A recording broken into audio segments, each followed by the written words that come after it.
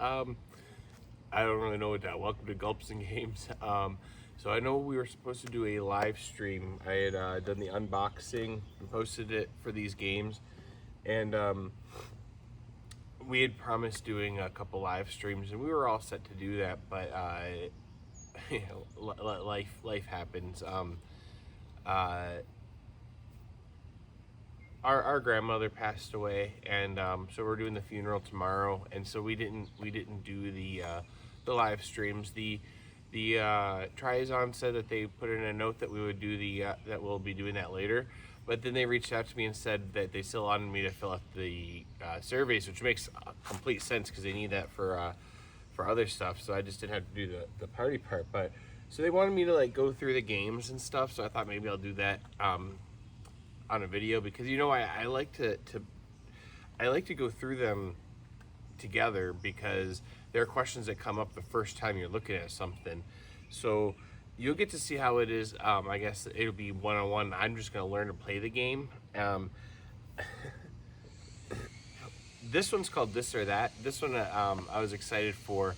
I still have plans. I have, for the prize pack, I'm going to do 2 different prizes for whoever wins the game. For the first one was going to be the family-friendly one with children, probably just Corbin, but now it could be Natalie again, if we do it on a day that she's available or whatever. But these ones are you know, for kids, kid-friendly, and so I didn't really know how to do the prize, because I didn't want to give 2 Greg Cups away. So, and the Greg Cup that I have is perfect for the history game.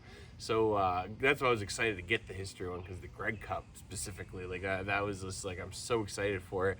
And then, but we didn't get it. But so for this, what I did is I'm gonna give them a prize that seems kind of cool, kind of minuscule. I'm gonna have a big box, the mystery box. So you can take this, or you can have that for your prize. My cat wants to give me a second.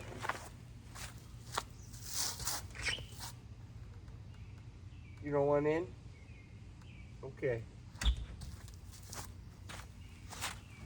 Come over here. Yeah. Yeah. I don't like to put my shoes on the carpet that I have out here. This is his little carpet. He likes to bring it out here. He sits on it. But so I thought that'd be fun. You know, Mr. Box is the prize. He doesn't want in. He just wants me to get up and play with him. Lionel, come here. I'll let him in again in a moment. But so this game is that I was using This or That. This or That is not a game about competition or victory. It's a game all about inspiring, intriguing conversations, generating tons of laughter, and getting to know each other. This one is for 2 to 10 players and 6 or up.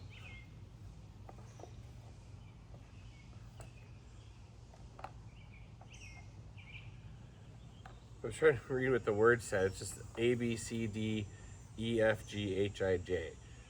And that's how you can play. Instead of player 1, player 2, player 3, it's player A, player B, player C.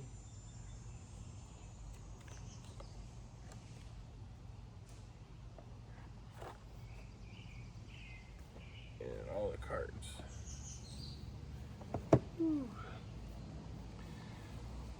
The object of This or That is to earn 7 points, but the true purpose of This or That is not competition or victory. It's all about inspiring, intriguing conversations, generating tons of... Oh, I already read all that part.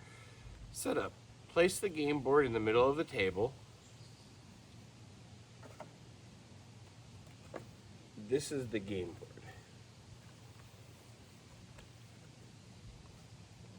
Shuffle the choice cards and deal out 10 of them face up in a pyramid formation. And so you want them to be 4, 3, 2, then 1. Give a guest token to each player. Each player, I think, oh, that's a double down. Maybe that's what they are, though. These are game token, guest tokens. There's nothing else that could be a guest token.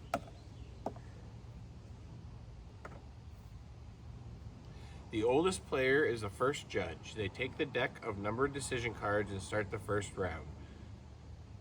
We're sure they've lived long enough to have made some fairly bad choices, so let's learn from their mistakes. If there's a card in the pyramid that the judge finds offensive, feels uncomfortable answering, or simply doesn't understand, they may discard that card and draw a new choice card to replace it. Let's look at some of these cards here then.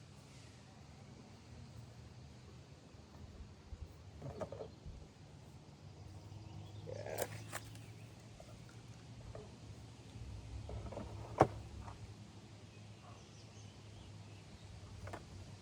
So these ones are just counting number cards.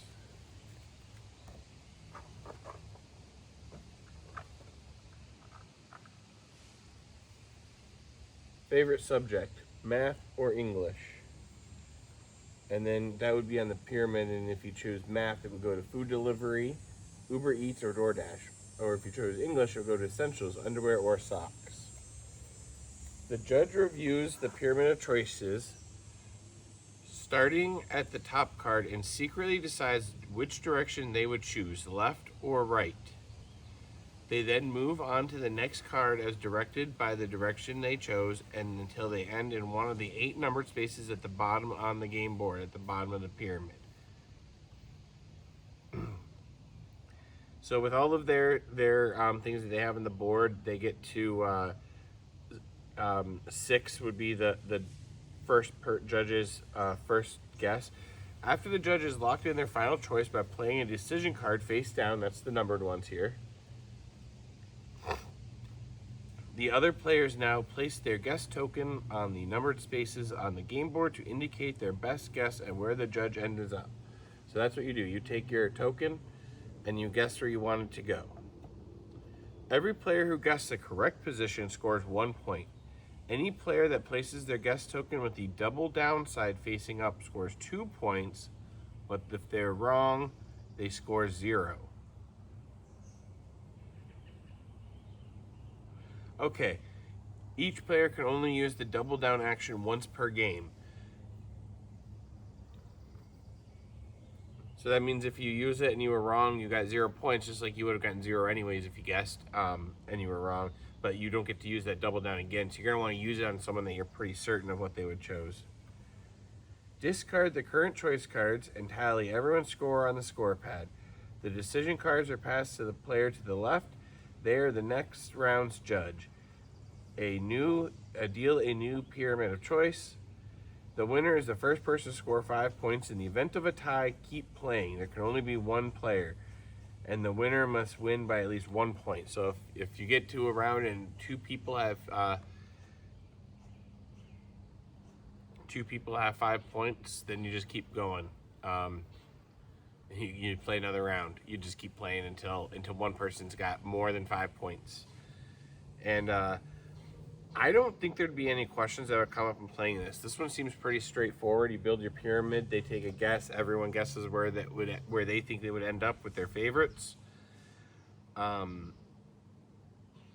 Yeah, I think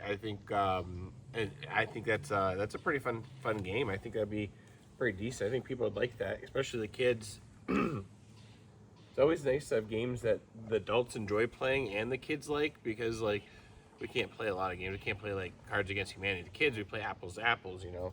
Then Apples to Apples, the adults get bored. I said Cards Against Humanity is too dirty for me. I've not really enjoyed playing it because it's just a lot of the stuff I just don't get, because that's not me, you know. And but Apples to Apples is kind of boring. The adults just get bored playing it. So I don't know. But that seems like a fun game. I'll have to fix it. They didn't go in right. I put everything in wrong. This one was the other one that I had for the kids one. This one's just called First to Worst. I think this one is also a pretty straightforward game. I think all 3 of these are pretty straightforward. I don't think these were going to be complicated or long-running streams. We're just splitting in 2 because the other one is for 14 and up. I'll get to that one last.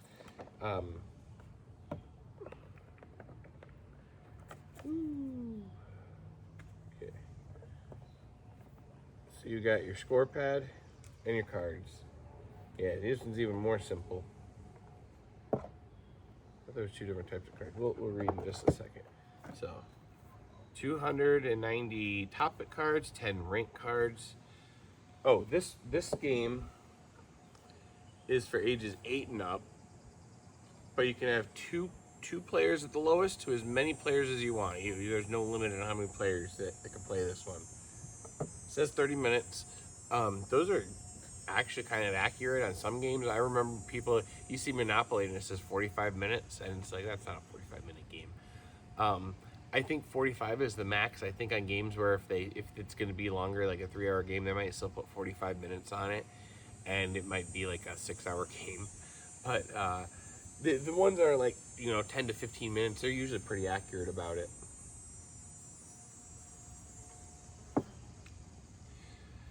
In this collaborative game, players try to get into each other's heads by guessing how their fellow players will rank a variety of different topics.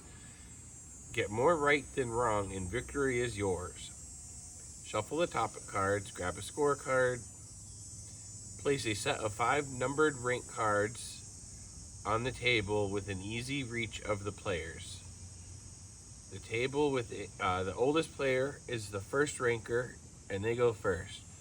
So you deal the 5 topic cards.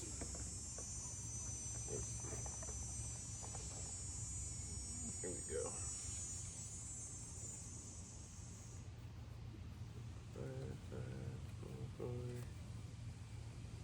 3, 2, 1. That's weird. I'm supposed to have 2 3s. Oh. There we go. 2, 3, 1. Alright, there we go. There's 2 sets. I see that. Okay. Rank card, 2 different sets. I ordered them in order number, and they were ordered in set.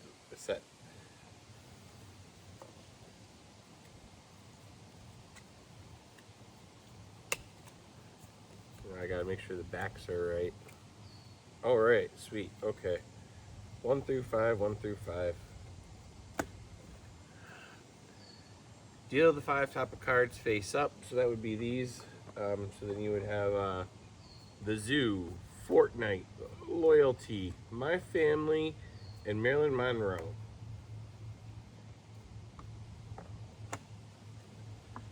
And then I would put them face down. The ranker should not place the rank cards down in an obvious order. The players should not know how they are ranking the topics.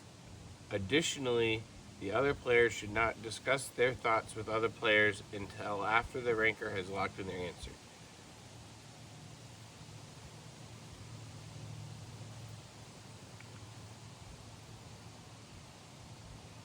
So I think what they're saying is don't go 5 to 1 or 1 to 5. Try to put it in a different, or don't say, well, I like this one the most, or something like that.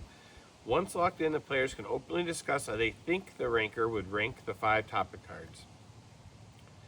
The players then place each numbered rank card face up next to each topic card in the order they believe the ranker chose. It is the ranker's turn to then unveil their true feelings on all 5 topic cards by revealing each of their face-down rank cards. Each perfect match, placing the same number down for the topic, 1 point for the group. Each wrong match equals 1 point awarded to the game. A total of 5 points are awarded each round. Play proceeds clockwise around the table. The ranker will pass the 5 rank cards to the player on their left. That player is now the new ranker for the next round.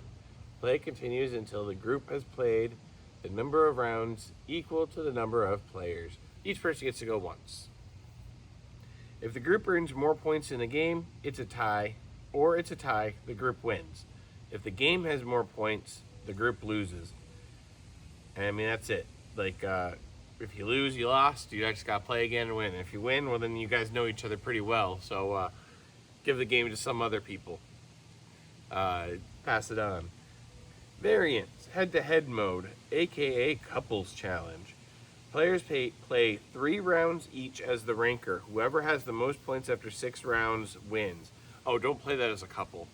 There's no winning as a couple. If there is a tie, each player must play as the ranker one more time. There are no ties in head-to-head mode, only victory. That sounds interesting. See who knows who most. And for a faster game, only deal 3 topic cards instead of 5. Winning still works the same. You know, you just use 3 instead of 5, so it'll go a little faster. That seems pretty straightforward. I think that's a pretty easy, fun game. Something that's quick to play. It's similar to that fear game that I have, where you put all the fears out and everyone ranks them. But with that one, everybody gets their own score. This one, it's a group one, and that one's also only about fears. This is just about random everythings. I think that seems kind of fun. This would probably be a game that we don't pull out very often, I could see, just because it's very simple, and we have games that have a lot more to them that are also simple, but with like fun gimmicks, like Exploding Kittens. How is the Exploding Kittens? That just makes them laugh. Whereas this one, I could see Corbin getting bored pretty easily. That one went away. Let me try to let him in again. I could cut this part out, but I probably won't. You gonna go in? You wanna go in? We'll go in if you want. We'll push you outside. I gotta close the door. Can't keep the door open.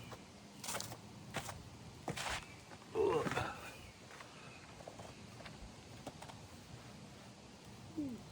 And then finally, it would be the history game, which is actually 2 games in one, which is one of the reasons why we were gonna do 2 separate streams, because that way this is technically 2 games. I say technically it is 2 games. I haven't even opened it yet, so I don't know if it's just one game and you can play differently, but the fact that it's labeled differently and colored differently, I think there's 2 sets of trivia things in here. This one is for 14 and up.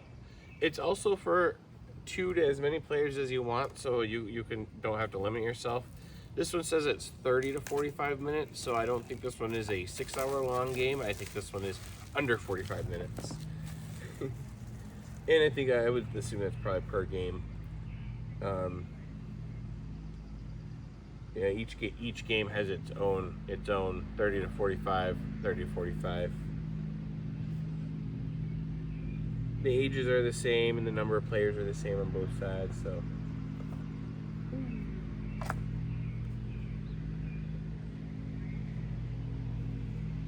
Yeah, I'll keep with that. And yeah, so inside of here are 4 stacks of 2 rows, each one with 2 stacks of squares. The squares are these dots down here. You can see the green on this one, gold on this one. How many polar bears are there in Antarctica? 0. There are no polar bears in Antarctica. Polar bears live in the Arctic, at the opposite end of the world. That makes sense. That's one of those gotcha questions. I should have known that right away.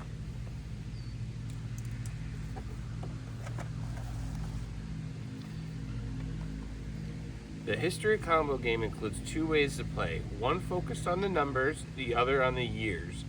Both can be played competitively or cooperatively, and both challenge your knowledge in a fun, low-pressure way. In each round, players work together or face off to arrange answers in the correct order, either numerically or chronologically. Exact answers aren't required, just your best guess, and some smart thinking. It's a great way to learn, laugh, and uncover surprising facts from history and everyday life. Alright, so let's check out co-op mode first. Now you're ready to prove who will be crowned the master of history and who needs to brush up on their knowledge. Grab a pen and paper to keep score. First, decide if we're playing through the years or that's a fun fact, and shuffle the appropriate deck. Shuffle the game cards with the number side of the cards hidden from view of the players. Drop the top card from the deck and read it aloud for the group to hear. then flip it over to reveal the number on the back. This card is the anchor card. Okay, so like what I did with that, let's do that. So I had how many polar bears are there? And it's 0. The anchor card is 0. That's probably not a very good anchor card since 0 is the lowest. I don't think there's going to be negative numbers on here, but there could be, I guess. Once the group is locked in their order, the cards are revealed from left to right. Oh, I forgot, I missed a step. Draw the top card from the deck, anchor card. Each round, players draw 6 cards from the deck, making sure that the number side of the card is hidden from view. So you would just take the next 6.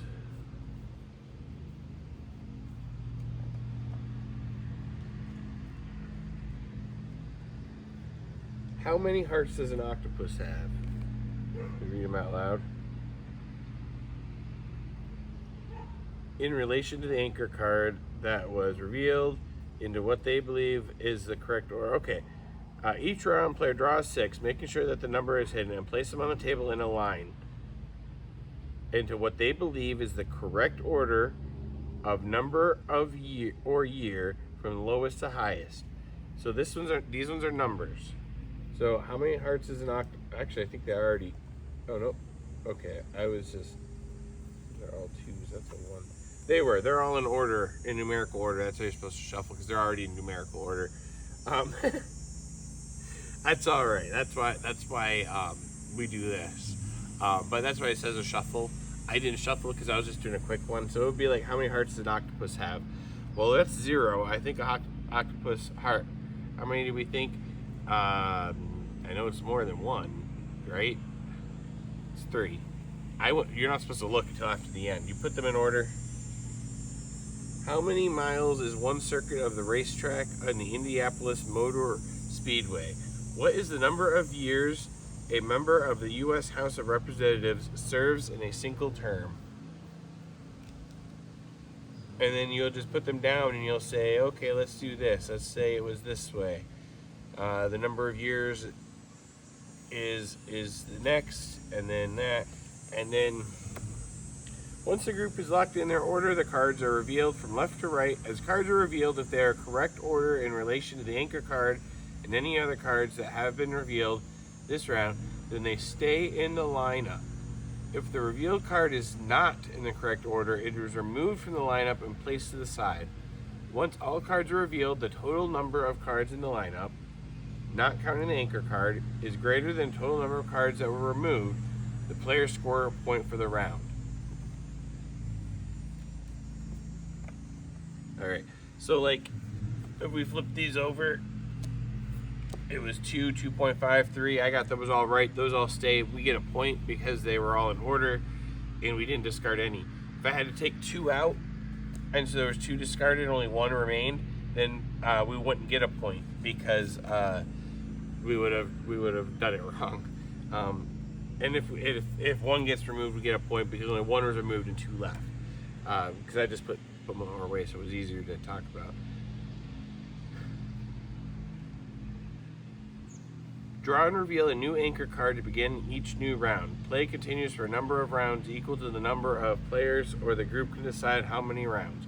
So even if you got, like, if we put the 3 here and we put the 2 and the 2.5, we would just remove the 3 and then continue going, and the other ones would be correct.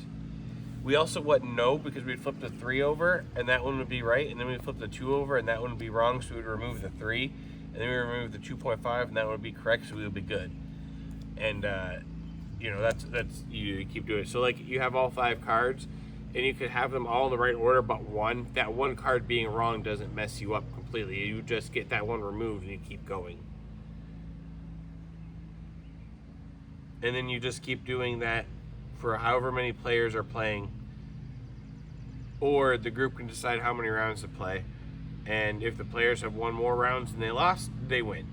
And in competitive mode, in this, all players are competing for the first to play all the cards in their hand. Shuffle the appropriate game cards, draw the top card from the deck and read it aloud for the group to hear, then flip it over to reveal the number. Deal each player a number of cards according to the number of players. So 2 to 4 players get 5, 5 to 7 get 4, and 8 or more people get 3 cards each. Again, you don't reveal the number. It's either a year or a number. The youngest player starts and play proceeds clockwise.